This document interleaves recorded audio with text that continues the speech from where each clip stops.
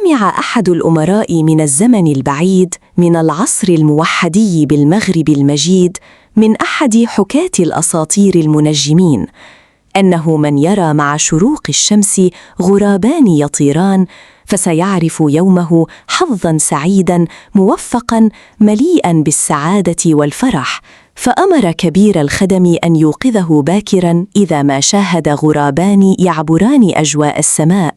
وبالفعل في صباح يوم الغد ظل الخادم يراقب السماء مع أول خيوط الشمس الذهبية، فإذا به يرى غرابان في الأفق يحلقان، فأسرع مهرولاً إلى سيده يخبره.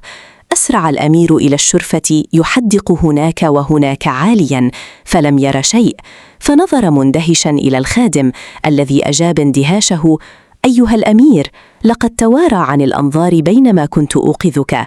أجابه الأمير وشرر الغضب يتطاير من عينيه: أيها الملعون، كان عليك الإسراع أكثر. وصفع الخادم المسكين بعنف مسترسلاً: لقد ضيعت علي يوماً سعيداً باستهتارك. أجابه الخادم وهو يتجرع ألم الصفعة: أيها الأمير، أنا من رأى الغرابان، كان حظي من يوم هذه الصفعة المباركة.